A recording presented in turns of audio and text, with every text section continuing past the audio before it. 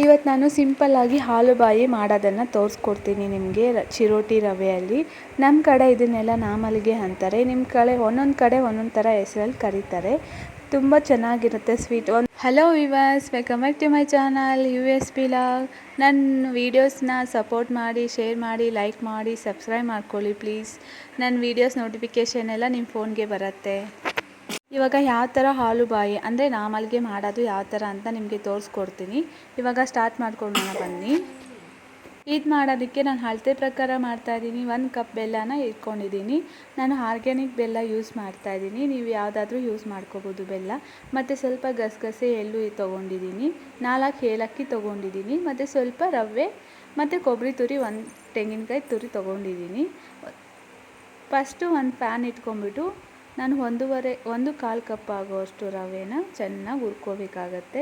ನಾನು ದಪ್ಪ ರವೆ ಆದರೂ ತೊಗೊಳ್ಳಿ, ಚಿರೋಟಿ ರವೆ ಆದರೂ ತೊಗೊಳ್ಳಿ. ನಾನು ಚಿರೋಟಿ ರವೆನ ತೊಗೊಳ್ತಾ ಇದ್ದೀನಿ. ನೋಡಿ, ಇದು ಬ್ರೌನ್ ಕಲರ್ ಬರೋವರೆಗೂ ಚೆನ್ನಾಗಿ ಸ್ವಲ್ಪ ತುಪ್ಪ ಹಾಕ್ಬಿಟ್ಟು ಹುರ್ಕೋಬೇಕಾಗತ್ತೆ. ನೋಡಿ, ಇವಾಗ ನಂದು ಹುರ್ಕೊಂಡಿರೋದು ರೆಡಿ ಆಗಿದೆ.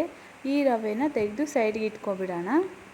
ಇದಕ್ಕೆ ಸ್ವಲ್ಪ ಎಳ್ಳು ಮತ್ತು ಗಸಗಸೆನ 4 ಏಲಕ್ಕಿನ ಪುಡಿ ಮಾಡಿ ಸೈಡ್ಗೆ ಇಟ್ಕೋಬೇಕಾಗತ್ತೆ. ಒಂದು ಮಿಕ್ಸಿ ಜಾರ್ ತೊಗೊಂಡು 4 ಏಲಕ್ಕಿ ಮತ್ತು ಗಸಗಸೆ ಎಳ್ಳನ್ನು ತೊಗೊಂಡು ನಾನು ಪುಡಿ ಮಾಡಿ ಇಟ್ಕೊಂಡಿದ್ದೀನಿ. ನೋಡಿ, ಇದು ಪುಡಿ ಆಗಿದೆ. ಇದನ್ನು ಸ್ವಲ್ಪ ಸೈಡಿಗೆ ತೆಗೆದು ಇಟ್ಬಿಡೋಣ. ಇವಾಗ ನೋಡಿ, ಈ ಪುಡಿನೆಲ್ಲ ತೆಗೆದು ಸೈಡ್ಗೆ ಇಟ್ಬಿಡೋಣ. ನಾನು ಇದು ಪುಡಿ ಆಗಲ್ಲ ಅಂತ ಹೇಳ್ಬಿಟ್ಟು ಇದಕ್ಕೆ ಸ್ವಲ್ಪ ಸಕ್ಕರೆನ ಆ್ಯಡ್ ಮಾಡಿದ್ದೀನಿ ಅಷ್ಟೇ. ನೀವು ಅದೇ ಪುಡಿ ಆಗುತ್ತೆ ಅಂದರೆ ನೀವು ಅದೇ ಥರ ತೊಗೋಬೋದು. ಮತ್ತು ಅದೇ ಮಿಕ್ಸಿ ಜಾರಲ್ಲಿ ಸ್ವಲ್ಪ ಕಡಲೆಪಪ್ಪು ಮತ್ತು ಕಡಲೆ ಬೀಜನ ಇಟ್ಕೊಂಡಿದ್ದೀನಿ. ಕಡಲೆ ಬೀಜನ ಹುರ್ಕೊಂಡಿದ್ದೀನಿ ನಾನು.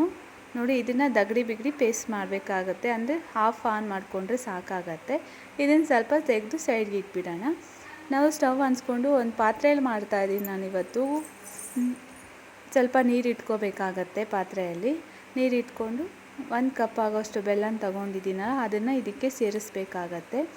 ಸೇರಿಸ್ಬಿಟ್ಟು 1-2 ಸ್ಪೂನ್ ತುಪ್ಪ ಹಾಕ್ಬಿಟ್ಟು ಚೆನ್ನಾಗಿ ಮಿಕ್ಸ್ ಮಾಡ್ತಾ ಬರಬೇಕು. ಬೆಲ್ಲ ಎಲ್ಲ ಕುದಿ ಬರೋವರೆಗೂ ಮಿಕ್ಸ್ ಮಾಡಬೇಕು. ಕುದಿ ಬಂದಮೇಲೆ ಕೊಬ್ಬರಿ ತುರಿ ಮಾಡ್ಕೊಂಡಿರ್ತೀವಲ್ಲ ಅದನ್ನು ಇದರಲ್ಲಿ ಹಾಕಬೇಕು. ಮತ್ತು ಏಲಕ್ಕಿ ಪುಡಿ ಮಾಡ್ಕೊಂಡಿರ್ತೀವಲ್ಲ ಅದನ್ನು ಇದರಲ್ಲಿ ಸೇರಿಸಿ ಚೆನ್ನಾಗಿ ಮಿಕ್ಸ್ ಮಾಡಬೇಕಾಗತ್ತೆ. ಬೆಲ್ಲ ಎಲ್ಲ ಕರಗಿರುತ್ತಲ್ಲ, ಮತ್ತೆ ಮಿಕ್ಸ್ ಮಾಡಬೇಕಾಗತ್ತೆ ಚೆನ್ನಾಗಿ. ನೋಡಿ, ಇವಾಗ ಕಡಲೆ ಬೀಜ ಮತ್ತು ಕಡಲೆಪಪ್ಪು ಇರುತ್ತಲ್ಲ ಆ ಪುಡಿನೂ ಇದಕ್ಕೆ ಮಿಕ್ಸ್ ಮಾಡಬೇಕಾಗತ್ತೆ. ಎಲ್ಲ ಚೆನ್ನಾಗಿ ಮಿಕ್ಸ್ ಮಾಡಿಕೊಂಡು ರವೆನ ಹುರಿದಿಟ್ಕೊಂಡಿರ್ತೀರಲ್ಲ ಅದನ್ನು ಸ್ವಲ್ಪ ಸ್ವಲ್ಪನೇ ಹಾಕ್ಕೊಂಡು ಗಂಟುಗಳಿಲ್ದಂಗೆ ಮಿಕ್ಸ್ ಮಾಡ್ಕೋಬೇಕಾಗತ್ತೆ. ನಾನು ಮಿಕ್ಸ್ ಮಾಡ್ಕೊಂಡಿದ್ದೆಲ್ಲ ಚೆನ್ನಾಗಿ ಬಂದಿದೆ ನೋಡಿ, ಸ್ಟಫಿ ನೀವೇ. ನಾನು ಇವಾಗ ಅಗಲವಾಗಿರೋ ಒಂದು ಪ್ಲೇಟ್ ತಗೊಂಡು ಅದಕ್ಕೆಲ್ಲ ತುಪ್ಪ ಹಚ್ಕೊಂಡಿದ್ದೀನಿ. ಇರೋ ಪಾಕನೆಲ್ಲ ನಾನು ನೋಡಿ ತಟ್ಟೆಯಲ್ಲಿ ಹಾಕ್ತಾಯಿದ್ದೀನಿ. ತಟ್ಟೆಯಲ್ಲಿ ಹಾಕ್ಬಿಟ್ಟು ಅಗಲವಾಗಿ ತೆಗಿಬೇಕು. ನಮ್ಗೆ ಯಾವ ರೀತಿ ಪೀಸ್ ಬೇಕಾಗುತ್ತೋ ಆ ರೀತಿ ನಾವು ಕಟ್ ಮಾಡ್ಕೋಬೋದು. ಏನಂದರೆ ಪೀಸ್ ಕಟ್ ಮಾಡೋಕ್ಕೆ ಸ್ವಲ್ಪ ಟೈಮ್ ತೊಗೊಳುತ್ತೆ. 10 ಮಿನಿಟ್ಸ್ 20 ಮಿನಿಟ್ಸ್ ಆದರೂ ಆರಕ್ಕೆ ಬಿಟ್ಬಿಡಬೇಕು.